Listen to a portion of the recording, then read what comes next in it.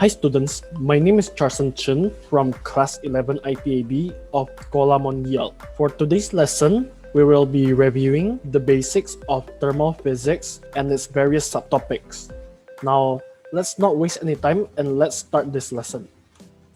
Here are the table of contents. First is the overview and definition. Second is thermometer. Third is the units of temperature.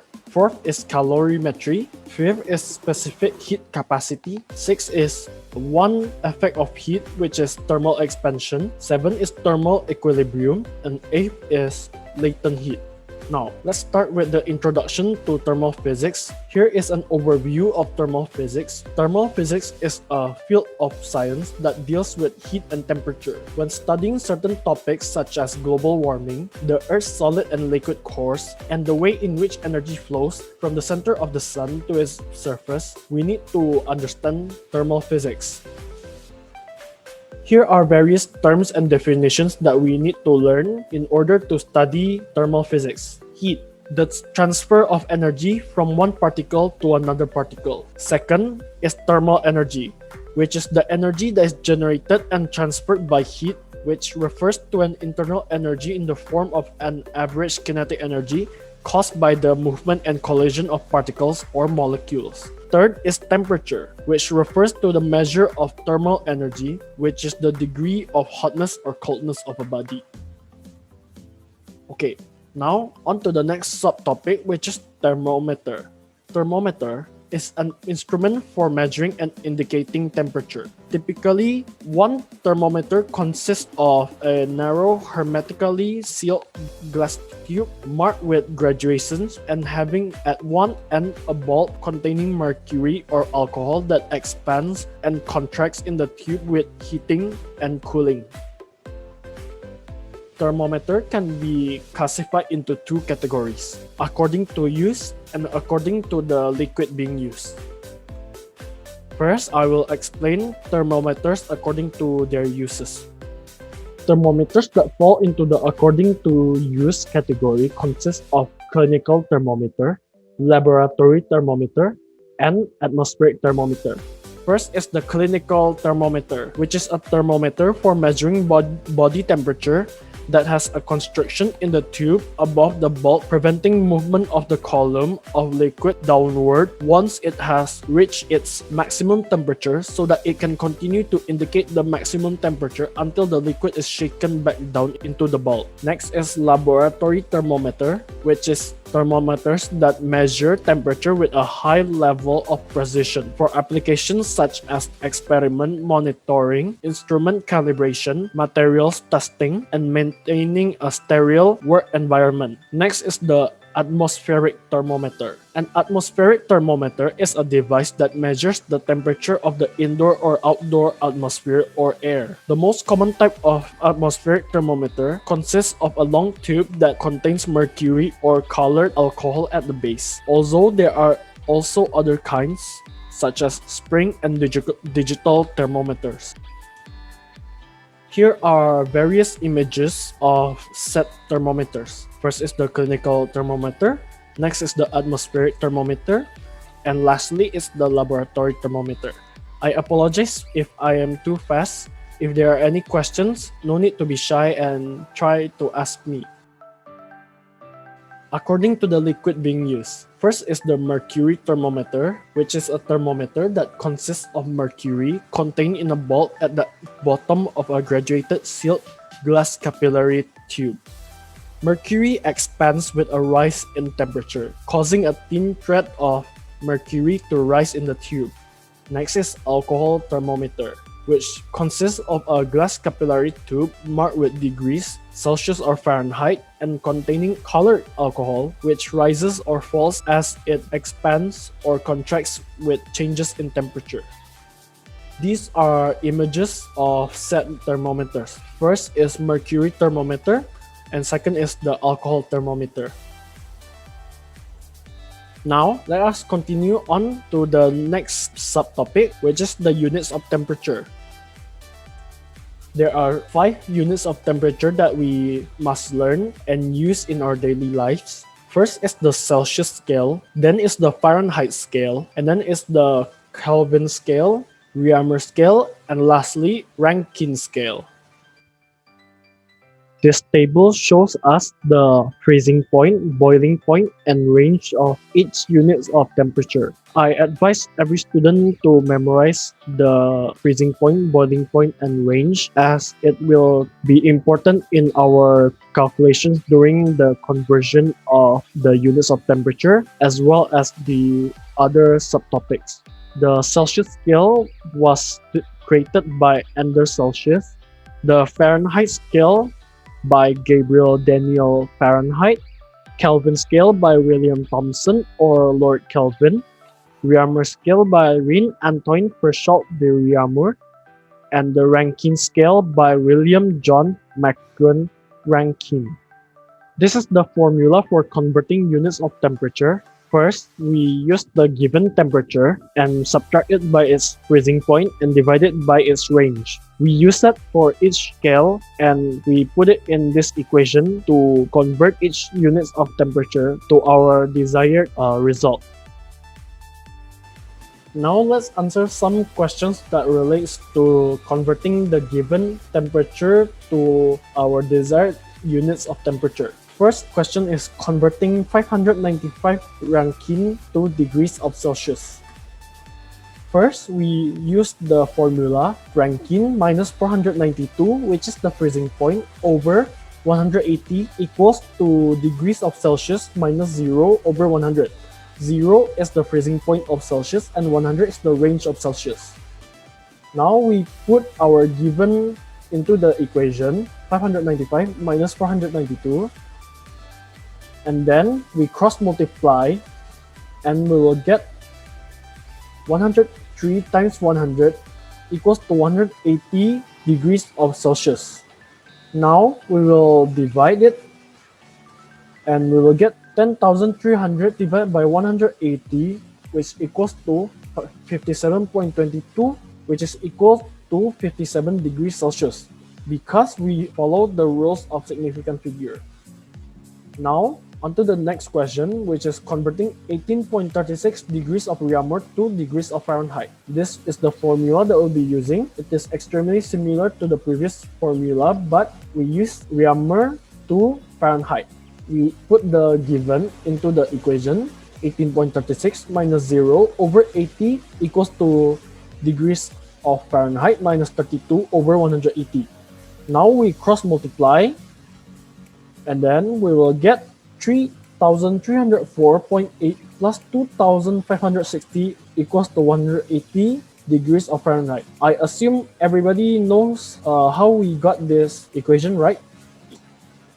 With no further question, I will continue. We will get 5,864.8 equals to 180 degrees Fahrenheit. And then we will divide that result and then we will get 73.310 degrees Fahrenheit.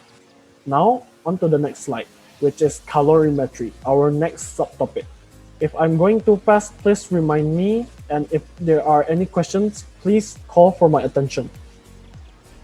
Calorimetry is the act of measuring changes in state variable of a body for purpose of deriving heat. It is also the process of measuring the amount of heat released or absorbed by a physical or chemical system. Now I'll be explaining the units of heat. Calorie, the amount of heat needed to raise the temperature of 1 gram of water by 1 degree Celsius. It is symbolized by Cal or cal. Kilocalorie or kilocal, the amount of heat needed to raise the temperature of 1 kilogram of water by 1 degree Celsius. Next is joule or J, the amount of heat needed to raise the temperature of 1 kilogram of water by 1 Kelvin. British thermal unit or BTU, the amount of heat needed to raise the temperature of 1 pound of water by 1 degrees of Fahrenheit. Next is the conversions. 1 kilocalorie is equal to 1000 calorie. 1 calorie is equal to 4.184 joules. 1 kilocalorie is equal to 4184 joules. And 1 BTU is equal to 1055 joules. Now, I'll be explaining the formula. C is equal to limit delta T approaching to 0, delta Q over delta T divided by mass. Next, after some shenanigans and many complicated formula, we will get Q equals to mc delta T, which is the formula that we'll be using when calculating Q, or heat energy in joules. M represents mass in grams, C represents specific heat capacity, which I will explain in further slides, and delta T, which represents change in temperature. It is Tf minus Ti. Tf is final temperature and Ti is initial temperature. Next is specific heat capacity. Specific heat capacity is the amount of heat needed to raise or lower the temperature of a given mass of a substance by a particular initial temperature. The specific heat capacity of a given substance is the ratio between the rate of change of heat with respect to the given temperature and the mass of the substance. Here is a table that showcases some substances and its heat capacity in joule per kilogram degree Celsius and calorie per gram degree Celsius. The table of specific heat capacity are needed to be memorized because this table will be put before the question as a given in the exam. Next subtopic is thermal expansion, which is one effect that can be produced by heat. Effect of heat, thermal expansion. Thermal expansion is the tendency of matter to change its shape, area, volume, and density in response to a change in temperature, usually not including phase transitions. Here are some examples of thermal expansion: change in length or linear expansion. Delta L equals to alpha times initial length times delta T. Change in volume or volume expansion. Delta V equals to gamma times initial volume times delta T. Change in area or area expansion. Delta A equals to beta times initial area times delta T. Note, delta L, delta A, or delta V represents change in length, area, or volume. LO, AO, VO represents initial length, area, or volume. Alpha, beta, and gamma represents coefficient of linear area or volume expansion. And as usual, delta T represents change in temperature. Here is a table that shows some substances and its coefficient of linear expansion. As usual, there is no need to memorize this as it will be given in the exam before the question. Now, we'll solve another problem that relates to thermal expansion. An 80mm CH3OH has a temperature of 35 degrees Reaumur. To what temperature in Reaumur must it be heated so that it will be 80.5 millimeter, given that its coefficient of volume expansion is 1.19 raised to the power of -3. Given that the initial temperature is 80 millimeter and is heated until the volume becomes 80.5 millimeter, the gamma is 1.19 times 10 raised to -3. Its initial temperature is 35 degrees Reaumur. What is its final temperature? First, before anything, we must convert our initial temperature, which is in degrees Reaumur, into degrees Celsius. The formula that we'll be using is V equals to initial volume times 1 plus gamma times delta T. First, we must move the initial volume into the left side by dividing everything by the initial volume. Hence, becoming volume divided by initial volume equals to 1 plus gamma times delta T. Then, we transpose 1 to the left side and it becomes volume over initial volume minus 1. Then, we divide everything by gamma. And then, the delta T converted to become final temperature minus initial temperature. And then, we transpose the initial temperature to the left side. Now, all we need to do is to just put our given to the formula. And now we got final temperature equals to 49.3 degrees Celsius. And then we need to convert it to Reaumur. Are there any questions? If there are no questions, then I'll continue. Next subtopic is thermal equilibrium. Now, since that we have already discussed the formula that we'll be using in thermal equilibrium, which is Q equals mc delta T, let's just jump straight into problem solving. A 4 kg of ice at negative 15 degrees Celsius started to increase temperature to negative 2 degrees Celsius. How much BTU of heat is absorbed by the ice? Given mass is equals to 4 kg, initial temperature is negative 15 degrees Celsius and final temperature is negative 2 degrees Celsius. C is equal to 2093 joule per kilogram degree Celsius. The formula is Q equals mc delta T. Now we just need to insert our given into the formula. 4 times 2093 times 13 equals to 108,836. Now we need to convert to BTU by dividing by 1055 joules equals to 103 BTU according to the rules of significant figure. Now to example number 2. 100.5 kJ of heat is removed to a 41 kg of salt water whose initial temperature is 512 Rankine. What will be its temperature in degrees Celsius after the heat is removed? Given Q is equals to negative 140.5 kilojoules or negative 140,500 joules. Initial temperature is 512 Rankine, and once we convert it using the formula for unit conversions, we get 11 degrees Celsius. C is equals to 3,900 joules per kilogram degree Celsius. Mass is 41 kg. What is the final temperature? Using the formula Q equals mc delta T, or Q equals mc final temperature minus initial temperature, then we just need to move the units around and we will get final temperatures equals to Q over m times C plus initial temperature. Now we just need to insert the given into the formula. And then we will get 10 degrees Celsius. Okay, now that we are done, let's move on to the next subtopic, which is latent heat. There are two types of latent heat, which is latent heat of fusion and latent heat of vaporization. As you can see from this image, when ice transitions into liquid, melting happens.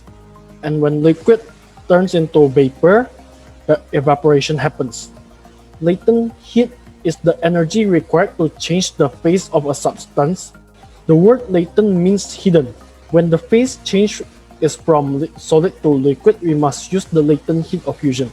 And when the phase change is from liquid to gas, we must use the latent heat of vaporization. Now, in the next slide, we can see the transitioning easier by using this chart. As you can see, solid, and in the transition period from solid to liquid, there is latent heat of fusion, where temperature remains constant as solid turns into liquid. And then when liquid turns into gas, the transition period, the energy required is latent heat of vaporization, where temperature remains constant as liquid turns to gas. As you can see, solid, liquid, and gas uses the formula Q equals mc delta T. The transition period, or during the phase changing, the energy required uses this formula, which is LF equals m times LF, and LV equals m times LV. Now, this is a table that shows us the specific latent heat of fusion and the specific latent heat of vaporization of various substances in kilojoule over kilogram, as well as their temperature in those respective phase changes: water, ethanol, ethanoic acid, chloroform, mercury, sulfur, hydrogen, oxygen, and nitrogen. Also, something to remember is that ethanol and ethanoic acid is different. As I have said before, this table will also aren't also needed to be memorized, because in the exam, teacher will put this before the question as a given. Now on to our final problem to solve. This problem relates to latent heat. A 5 kilogram acetic acid at 5 degrees Celsius is exposed to heat until reaching a temperature of 20 degrees Celsius. How much total BTU of energy will be required in order to reach that temperature? Now, this chart shows us the specific temperature of when the state change happens, as well as what state of matter it changes to. This is solid to liquid, and then there is a transition period of phase change from solid to liquid, which is the latent heat of fusion. The given is mass equals to 5 kilograms, initial temperature is 5 degrees Celsius, final temperature is 20 degrees Celsius, the coefficient is equal to 2,180 joules per kilogram degrees Celsius, and also the coefficient of the latent heat is 192,000 joules per kilogram. What is the total amount of energy required to reach that temperature? Now we must find each energy required for each state of matter as well as the latent heat required. Q1, which is the solid part, is 5 times 2180 times 12, which is 130,800 joules. And then the latent heat of fusion is 5 times 192,000 equals to 960,000 joules. And then the energy when is in the second phase, 5 times 2180 times 3, which is equals to 32,700 joules. Now, in order to find the total energy required, all we need to do is to just add all of the energy that we calculated. 130,000 joules plus 960,000 joules plus 32,700 joules equals to 1,123,500 joules. And then we convert it to BTU by dividing it by 1055 joules, which is equals to 1065 BTU. And according to the rules of significant figure, we do not need to change anything because all of this is whole number. Thank you for listening. Please forgive me if there are any mistakes, and I hope this presentation or lesson is helpful in your review of thermal physics. Goodbye and thank you.